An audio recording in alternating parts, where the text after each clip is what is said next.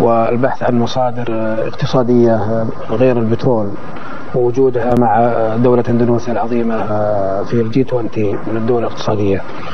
وجدت المملكة أنه الأفضل الاستثمار في الدول الإسلامية وتنمية الاقتصاد في الدول الإسلامية مجال اقتصادي جيد، وهناك استثمار ربما سمعتم عن استثمار وزارة شركة أرامكو مع برتامينا، وهناك مجالات كثيرة ربما تسمعونها إن شاء الله خلال الزيارة من توقيع اتفاقيات في جميع المجالات الاستثمارية والتعليمية والدينية إن شاء الله.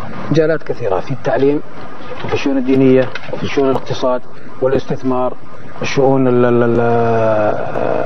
الثقافية، شؤون الحج، أيضا ربما إن شاء الله في الشؤون الأمنية، وسبق التوقيع على اتفاقية عسكرية ما زال العمل جاري فيها ولله الحمد.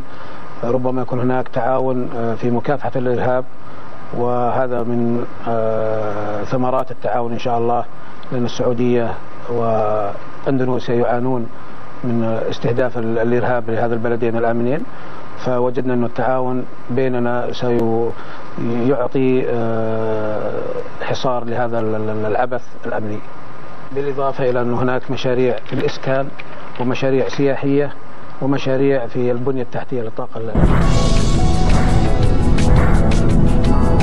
Kedatangan Raja Arab Saudi Salman bin Abdul Aziz Al Saud menarik perhatian karena banyaknya rombongan dan sejumlah persiapan lawatan yang berbeda dari kedatangan pimpinan negara-negara lain pada umumnya. Dengan jumlah rombongan mencapai 1.500 orang, barang bawaan Raja Salman dan rombongan bahkan mencapai 20 pesawat atau 20 penerbangan, termasuk mobil Mercy khusus untuk membawa Raja Saudi tersebut.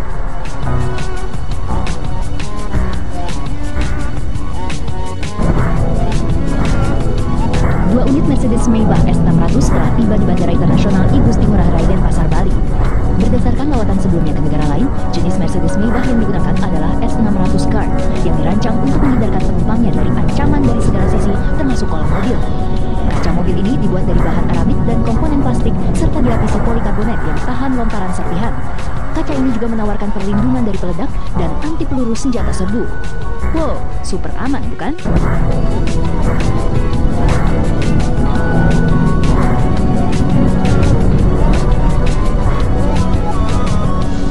Jangankan fasilitas kendaraan, tangga pesawat pun khusus didatangkan dari Arab Saudi.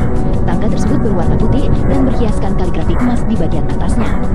Tangga motorik tersebut memiliki fungsi yang sama dengan eskalator, sehingga sang raja tak perlu banyak-banyak melangkahkan kaki saat turun dari pesawat.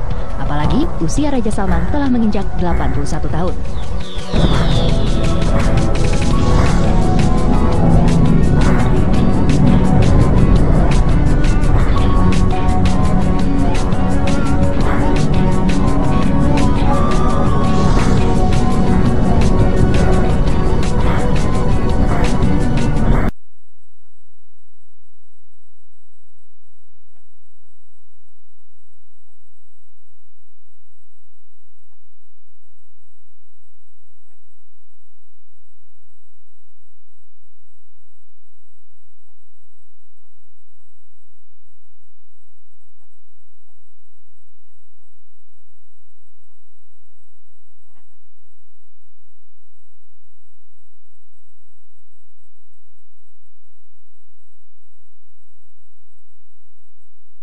Ketika seorang raja di Arab Saudi melakukan kunjungan dengan bobot bawaan yang begitu banyak, seperti itu?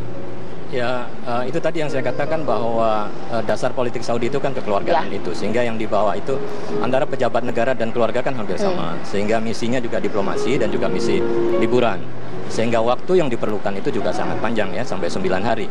Tapi sebenarnya itu kalau saya boleh mengatakan, rakyat Indonesia kalau berkunjung ke Saudi itu rata-rata juga 9 hari, bahkan bisa lebih ya.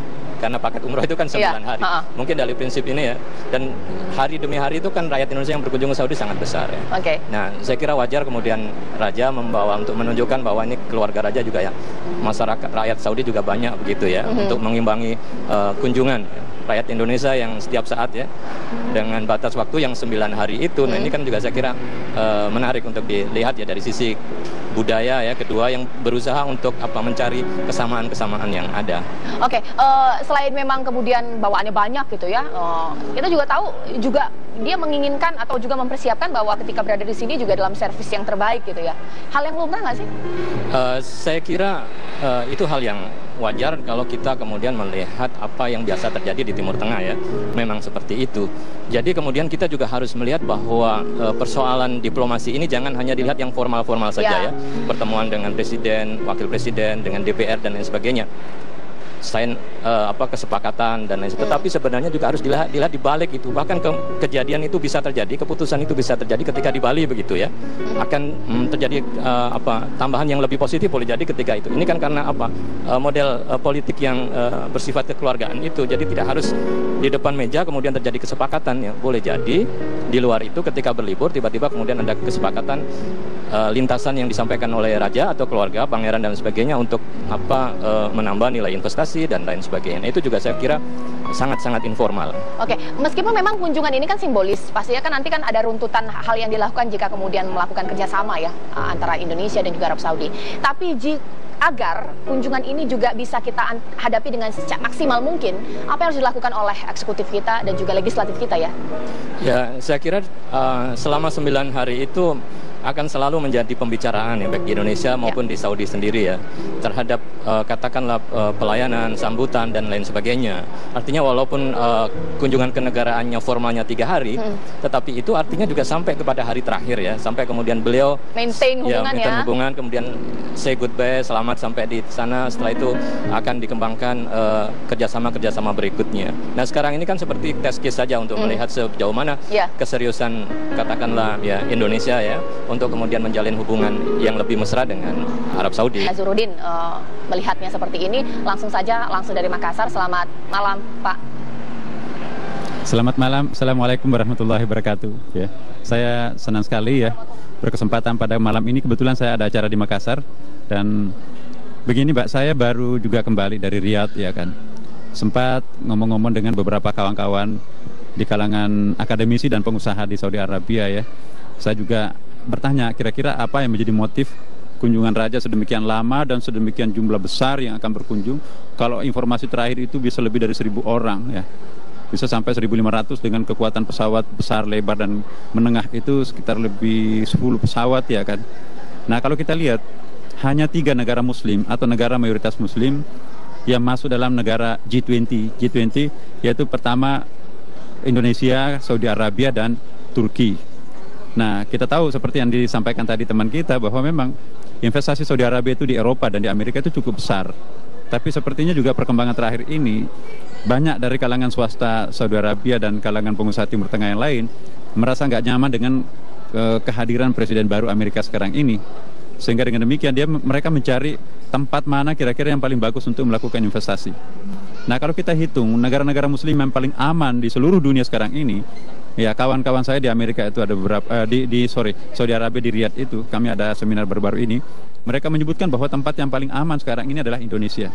Bukan saja aman dari segi gangguan politik, keamanan dan sebagainya, tapi aman dari segi investasi karena mereka juga membaca angka-angka perkembangan pertumbuhan ekonomi Indonesia kan. Jadi mereka itu yang datang 1.500 orang itu adalah kalangan pengusaha. Saya kenal beberapa orang di antaranya dan itu anak-anak muda tapi itu Masya Allah itu memiliki uang yang sedemikian banyak. Dan mereka itu sangat tertarik untuk berinvestasi di Indonesia. Nah, jadi kunjungan Raja Saudi nanti besok ini, itu ada beberapa kesempatan yang betul-betul perlu kita manfaatkan, terutama dari para pengusaha. Pertama, karena kita tahu bahwa Raja Salman ini adalah hemat saya pribadi ya. Saya sedikit tahu tentang raja-raja yang pernah berkuasa di Saudi Arabia. Raja Salman ini termasuk salah seorang raja yang sangat moderat. Pandangan-pandangan politiknya pun juga sangat moderat. Makanya itu terjadi modernisasi di lingkungan universitas-universitas yang ada di Saudi Arabia. Kita tahu banyak pergantian rektor, kemudian juga banyak pergantian dekan-dekan, ketua-ketua jurusan bahkan. Dan mereka kekuatan raja sekarang ini memilih kira-kira siapa yang bisa membawa Saudi Arabia ke dalam suasana masyarakat modern. Jadi sering kita baca sekarang ini, wah ini kok Saudi Arabia ini mungkin krisis ekonomi. Enggak, terjadi semacam rasionalisasi manajemen pemerintahan Saudi sekarang ini. Jadi menerapkan apa yang disebut dengan penerapan pembangunan efisien dan efektif itu sekarang sedang terjadi di Saudi Arabia. Jadi potensi-potensi mereka itu dimanfaatkan untuk memperkembangkan ekonomi mereka. Nah terakhir untuk kita di Istiqlal juga selaku imam besar, ketika kami menerima tim advance mereka, ya salah seorang petinggi dari Saudi Arabia pada waktu itu, saya sendiri yang terima. Alhamdulillah, mereka juga sangat agak kesulitan untuk menerjemahkan bagaimana caranya nanti ini Raja Saudi ini harus mendaki ke lantai 2 Masjid Istiqlal. Nggak ada lift kita pada waktu itu. Lift yang ada itu hanya lift untuk penyandang cacat, itu lambat sekali naik ke lantai 2-nya. Terus saya ditanya, apakah bisa Istiqlal membangun sebuah lift? Saya bilang, insya Allah bisa. Akhirnya pada malam itu, sore pagi hari itu saya langsung ketemu dengan salah seorang pejabat kita. Terusan saya ingin sebutkan namanya di sini. Saya berterima kasih kepada Ibu Rini, ya Menteri BUMN. Ibu, kami akan kedatangan tamu, tapi liftnya Istiqlal ini belum ada. Nah, loh ini kan waktunya sudah mepet ini Pak Nasar, apa bisa? Saya bilang terserah Ibu, kira-kira mungkin yang paling tahu tentang bisa atau tidaknya itu adalah tim Ibu nanti. Akhirnya Ibu dalam waktu yang sangat singkat berkomunikasi dengan seseorang.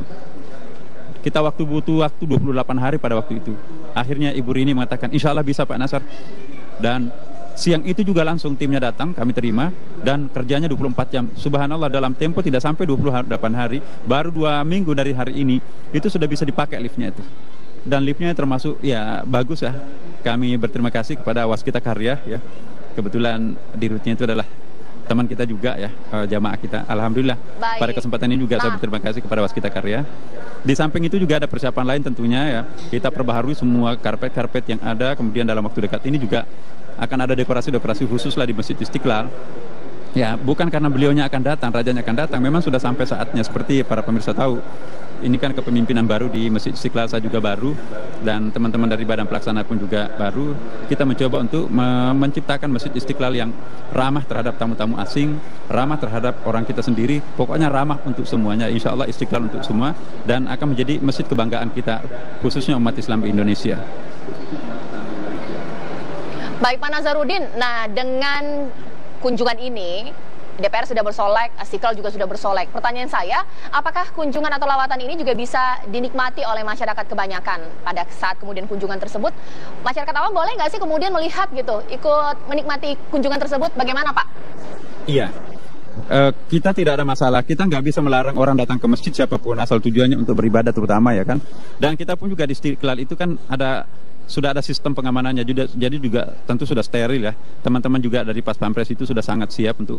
Dan yang jadi tantangan kami sekarang ini, terlalu banyak yang meminta kami, grup-grup pengajian, grup-grup jamaah dari masjid-masjid lain, ingin sekali menjadi jamaah Masjid Istiqlal, ingin hadir menyaksikan Raja Saudi di Istiqlal.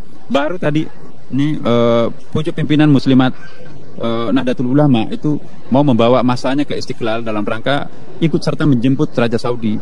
Ya, jadi saya katakan kami akan berkoordinasi dari segi waktu dan dari segi pengamanan dan dari segi sistem nanti, bagaimana supaya nanti kehadiran Raja kita ini mungkin tidak terlalu terusik dengan sebuah sistem yang tidak dipersiapkan. Jadi kami ingin mencoba untuk melakukan koordinasi dengan semua pihak, terutama pihak kami internal Masjid Istiqlal, bagaimana kehadiran jamaah-jamaah itu nanti, satu sisi mereka bisa menyaksikan tamu yang sudah lama memang ditunggu-tunggu oleh mereka, tapi pada sisi lain tamu kita yang datang ini juga tidak terusik dengan adanya pengaturan yang kurang pas ya. Jadi kami tentu akan berkoordinasi dengan semua pihak, terutama pihak keamanan di Istiqlal dan juga aparat Pas Pampres ya. Insya Allah segalanya kami akan lakukan. Tapi poin saya pribadi menganggap bahwa semakin banyak jamaah yang bisa hadir di Masjid Istiqlal dalam rangka ada tamu seperti itu saya kira menurut saya bagus ya. Yang penting keamanan, kerapian dan ketertiban itu mungkin juga perlu kita lakukan. Apalagi besok itu kan bukan hari Jumat ya kan. Jadi laki-laki dan perempuan bisa sama-sama hadir di masjid di ruang utama Masjid Istiqlal. Kalau hari Jumat ya itu lantai utamanya hanya untuk laki-laki, perempuannya di atas. Nah, insya Allah direncanakan Raja Saudi besok ini, ya kepastiannya belum persisnya seperti apa manualnya kami belum terima, tapi rencananya akan sholat tahiyat masjid, ya. Kemudian melihat dan mungkin juga unsur pimpinan Istiqlal dan juga terutama dalam hal ini Kementerian Agama selaku penanggung jawab Masjid Istiqlal itu, tentu kami juga akan menunggu petunjuk-petunjuk dari Pak Menteri Agama dalam hal ini. berikan dampak positif secara politik atau juga ekonomi. Tadi kan sudah sempat dibilang, nggak punya teman mungkin di Arab, mungkin cari temannya di negara-negara Asia, khususnya Indonesia gitu ya. Kuota haji salah satu yang kita harapkan ini menjadi lebih clear deh ya, seperti itu. Ya, saya kira sebenarnya persoalan kuota haji itu kan dari sisi kepentingan nasional itu adalah seharusnya nomor sekian. Karena yang utama kan adalah bagaimana kemudian membangun ya hubungan dengan Arab Saudi, kemudian menempatkan prioritas ekonomi ini pada nomor satu. Kalau ini sudah terjadi kesejajaran sebagai mitra strategis, maka sebenarnya masalah kuota haji ya, kemudian masalah-masalah perlindungan TKI itu dengan sendirinya akan settle. Jadi seperti itu. Jadi saya kira dengan dua hal memang antara ekonomi dan politik. Kalau di Arab Saudi kan memang tipikal karakteristik budaya mereka antara ekonomi dan politik itu menjadi satu kesatuan. Pemegang kekuasaan ekonomi adalah keluarga raja, kekuasaan politik juga keluarga raja. Artinya bahwa mereka yang datang ini mengemban dua misi, ekonomi dan juga politik, karena mereka kan satu kesatuan dalam keluarga. Indonesia kan sepakat untuk mengambil gerakan non-blok, tidak memihak blok-blok manapun. Kita tapi tahu cukup dekat dengan Iran. Tapi Iran dan Arab Saudi ini menjadi ekstensi yang berbeda. Gimana kita memposisikan diri ini? Jadi kita kemudian, tadi kita bicara masalah ekonomi ya. Kemudian sekarang kita bicara tentang bagaimana kondisi politik regional ya. Kalau kita ketahui kondisi terakhir memang Iran sedang ekspansif ya. Kekuatannya cukup kuat. Kemudian dibantu oleh Rusia ya, yang sedang bangkit ya, masuk ke wilayah-wilayah di Timur Tengah. Sementara Saudi yang memiliki teman setia Amerika, sebenarnya kan Amerika pada pemerintahan Trump ini mulai menarik diri. Sehingga sebenarnya Saudi dalam kondisi sendiri ya, mencari teman. Ini kalau dari sisi politik. Oleh karena itu, teman yang memiliki hubungan yang kuat ya, dari sisi ideologi politiknya ya, Sunni, maka sebenarnya adalah Indonesia. Hingga Indonesia kemudian menjadi alternatif ya di balik kunjungan untuk mencari teman, karena juga pendekatan Iran terhadap pemerintah Indonesia juga sangat intensif ya. Ini juga saya kira juga dibaca oleh Arab Saudi, bahwa Arab Saudi tentu tidak mau ketinggalan ya dengan terobosan yang dilakukan Iran misalnya. Maka kemudian sekarang kita lihat ya betapa kemudian Arab Saudi ini all out ya, raja dengan 1.500 delegasi ya, ada 10 menteri dan 25 pangeran. Ini kan suatu jumlah yang sangat besar yang jarang dilakukan oleh negara manapun ya, kecuali Saudi ini. Oke, kalau misalnya kita melihat ya, sudah cukup tepatkah kita kemudian dalam menyambut kunjungan kenegaraan, atau mungkin karena ini raja dan kita juga muslim mayoritas banyak di Indonesia gitu ya, terasa porsinya sedikit berbeda atau mungkin sedikit luar biasa? Bagaimana melihat? Saya kira begini ya, kita melihat Saudi dalam hal budaya politiknya itu ada dua hal ya, bahwa politik Saudi itu bersifat kekeluargaan dan kepercayaan. Oleh karena itu ya, persoalan bagaimana kemudian menyambut Arab Saudi memang juga harus disesuaikan dengan prinsip mereka yang bersifat kekeluargaan dan membangun kepercayaan. Oleh karena itu, kalau kemudian prinsip-prinsip kekeluargaan ini bisa dijalankan dan ada kepercayaan di dua belah pihak, maka ke depan saya kira lebih prospektif. Tapi tetap saja bahwa posisi Indonesia ya, adalah sebagai negara yang bagian dari non-blok yang punya politik bebas aktif gitu ya, sehingga tidak mendukung secara penuh pada kubu tertentu, tetapi pada posisi yang bebas aktif itu. Nah, posisi ini saya kira kemudian menjadi penting. Oke, kalau misalnya kita melihat ya dengan konteks permasalahan Indonesia yang saat ini terjadi nih Mas ya, sekiranya kunjungan ini bisa memberikan angin segar nggak untuk Indonesia? Ya, tadi itu dari sisi investasi akan memberikan nilai yang sangat positif ya, karena kita juga tidak bisa menduga secara pasti bahwa berapa nilai yang akan diinvestasikan, tapi dengar-dengar bahwa nilainya sangat besar. Itu pun juga akan bisa saja tiba-tiba kemudian berubah menjadi meningkat ya, tergantung apa yang terjadi pada saat kunjungan, atau sebaliknya dalam posisi yang stagnan. Nah, ini saya kira harus dikelola dengan baik. Sebenarnya Indonesia mau bagaimana dia mampu untuk mengambil posisi pendekatan ekonomi ya. Kalau dulu kan pendekatan kita dengan Saudi kan lebih banyak pada pendekatan keamanan. Nah, ini yang kemudian menghambat komunikasi ya, yang selama bertahun-tahun itu, dan baru terpecahkan saya kira dalam momen saat ini.